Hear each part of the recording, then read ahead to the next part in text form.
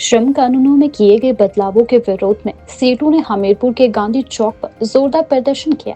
इस दौरान प्रदर्शनकारियों ने मोदी सरकार के खिलाफ नारेबाजी की और नए श्रम कानूनों को मजदूर विरोधी बताया। सेठों नेताओं ने कहा कि मोदी सरकार द्वारा घोषित श्रम कानून सुधारों के तहत काम के घंटे बढ़ा दिए गए हैं, जो श्रमिकों के शोषण को बढ़ावा देते हैं।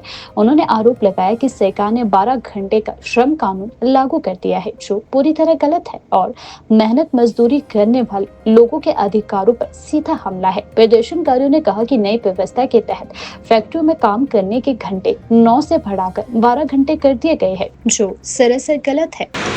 और उस विकसित भारत का अगर हम देखते हैं वो क्या कर रहे हैं, किसके लिए कर रहे हैं, तो जो श्रम कानून भी बदले गए हैं, तो विकसित भारत के बनाने में एक अगला कदम जिसको बताते हैं, ये श्रम कानून इस देश की जनता को, पूरी दुनिया के जो मजदूरों ने लड़के जो 8 घंटे का काम करने का अधिकार हासिल किया है, उसे खत्म कर देता है। ये 12 घंटे का कानून जो है उन्होंने बनाया।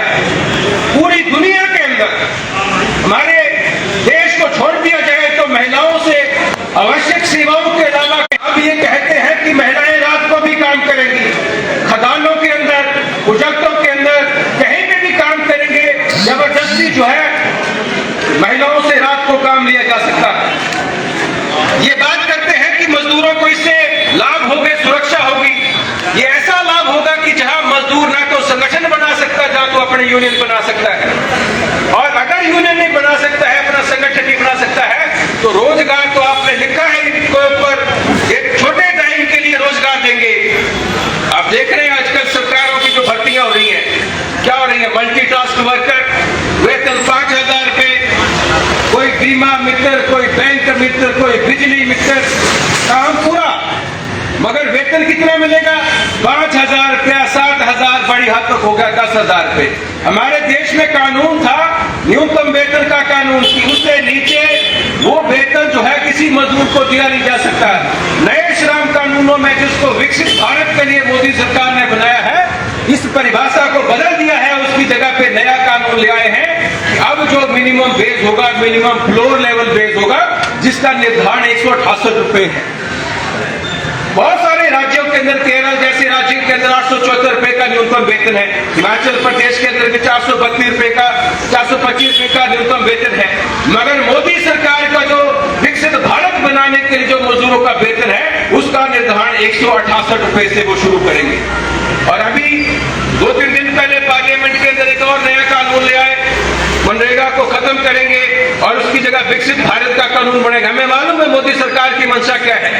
मोदी सरकार जब बनी थी, मोदी 2014 के अंदर प्रधानमंत्री बने थे, तो आते ही बात बोलते थे कि मनरेगा जो है कांग्रेस की नाकामियों का स्मारक है।